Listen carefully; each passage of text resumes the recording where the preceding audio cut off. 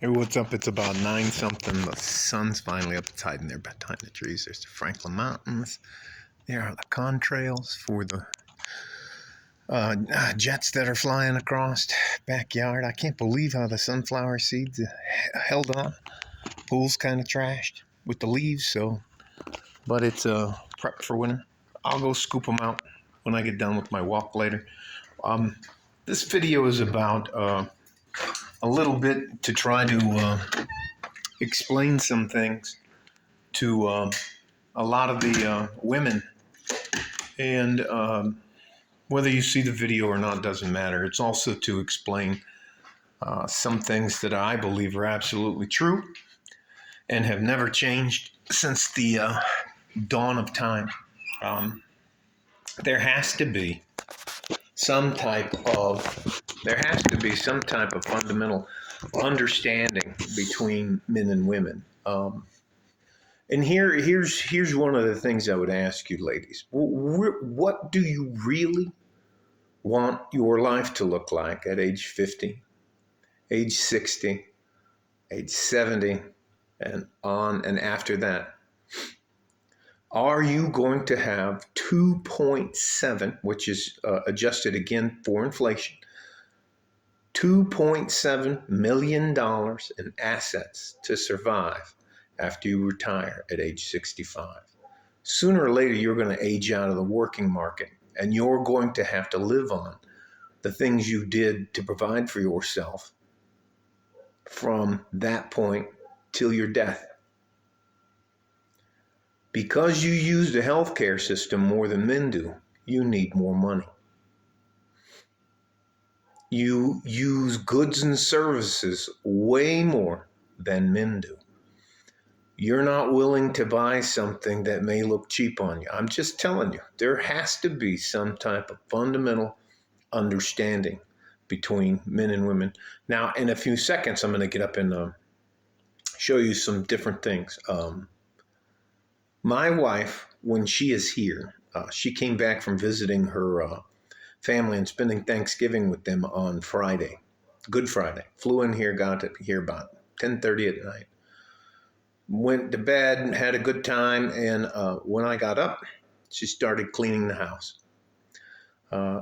It's just something that is part of her culture on a Saturday morning. One of the things we're required to do. She did all the laundry, all the dishes, and all she asked me to do was check her car out, which I do every week anyways. Go out there, check the oil, check the transmission fluid, check her tire pressure, check her battery, hook her car up to the scan tool that I use and scan her car to make sure there's no trouble codes, check her brakes, the rest of that kind of stuff. Make sure she has an emergency blanket and water and a little bit of food in her car just in case something happens. She did all of that. She did all of the laundry. She did all of the dishes. She did clean the house. And I don't know if you know much about Mexican culture, but they move furniture. She moved that refrigerator right there. She just moved everything out. She puts the chairs up on the table. And on top of that, she wanted to make sure that the man in her life was taken care of. So I have 2 bowls of soup there. I have a full salad with bacon on top of it. There's extra bacon if I want a snack. There's good water in there. I mean, it's just... And she makes well into the 6 figures in salary. And she got up this morning, made us coffee. She just takes care of us. And I take care of her. She gets to live in a home in a very, very, very secure neighborhood. And we pay half.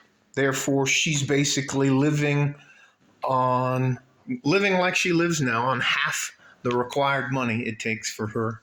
And she does all kinds of stuff for us. But the other thing is, these are all things that we sat down and talked about. We talked about when I die, and I'll die before her, I made sure that she has what's called dependency indemnity compensation, which is a tax-free check from the federal government, the Veterans Administration, That includes CHAMP VA, which is full medical care for her. On top of that, she'll get another check from SBP, Survivors Benefit Plan, which is because I was medically retired from the military. She'll get that check. And she's entitled to my Social Security. Plus, she doesn't have to pay any property taxes for this home because I survived being blown up, getting hurt in the military. And that it goes in perpetuity for her. I think I think our mortgage is under $1,200 for this 4-bedroom, 3-bath, 3-car garage, in-ground pool with a nice yard and a great neighborhood. That's it. And our home will be paid off anyways in probably 4 or 5 years. Our home will be completely paid off. And last time I saw it listed, it was $447,000. And you know what she asks me every once in a while? What do you need, Frank? What can I do for you? Can I make you something to eat? I do the same thing for her. This morning, she got, when I heard the coffee pot go off, I got up and I went and made her a cup of coffee, brought it to her. I don't bother her. She gets to sleep in if she wants to. I don't demand anything from my wife other than the fact that she looks good on my arm. And that's it. I love her. And those are the things that I and almost any other average man can do for her, do for women. That you guys it's just not good enough. Or you can do it on your own. I tell you what, sooner or later, things are going to fall apart. What are you going to do if they decide that not every 2 or 3 days, unless you have solar panels, you're just going to have to go without electricity? Or you know what? You can't afford an electric car, but if you don't have one, you got to pay like $7, $8, $9, $10 for a gallon of gas. Things are going to get very rough in the next, I'd say, 13 to 24 months. What if you get laid off, ladies? Where's your helping hand? My money will never get turned off unless I die. I say that again. My money will never get turned off unless I die. And then it'll be transferred to my wife. I also have stocks and bonds and some other stuff saved up, a big chunk of cash saved up. My wife and I are going to be just fine because we decided that we wanted to fundamentally be together and look out for each other. We also agreed that we're not going to have kids. Now, that's something you can or can't have. Another thing is if you choose to have children. My mother-in-law comes and stays with us. My mother-in-law goes and stays with their other daughter. My mother-in-law goes and stays with her friends and family and stuff like that because your family's like 2,000 or 3,000 people in Normandy, and they all stick together, work together. They have trucking companies. They have all kinds of stuff.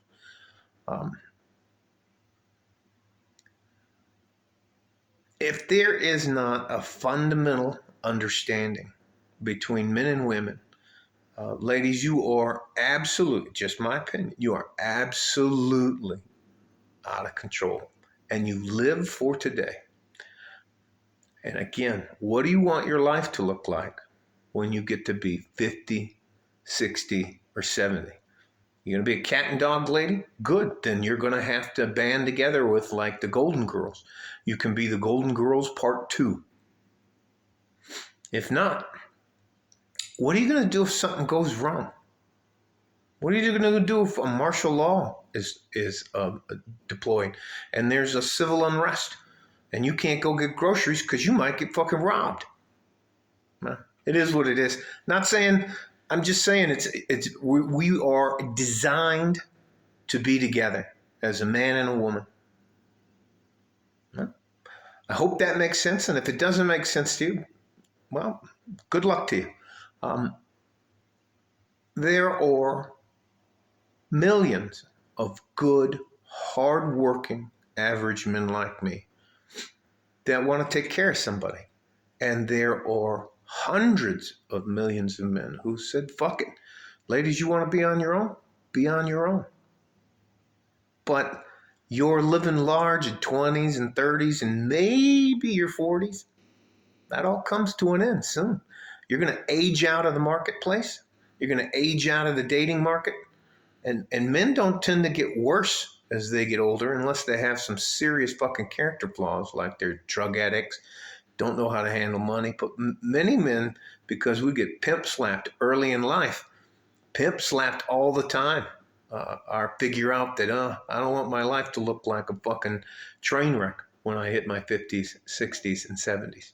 So there has to be a fundamental understanding between men and women. And if you're not going to give us what we want and you're just going to take, it is what it is. I got mine. She's well taken care of. She'll be taken care of for the rest of her life. She doesn't even have to work, but she works to help us pay all of our bills off early, take care of us, and we're not going to be worried about anything in the next 13 to 24 months. All right? Stay safe and healthy. Take care of each other if you can. If you can't, take care of yourself. Like a fart in a G-string from West Texas, El Paso. I'm out of here. Bye-bye.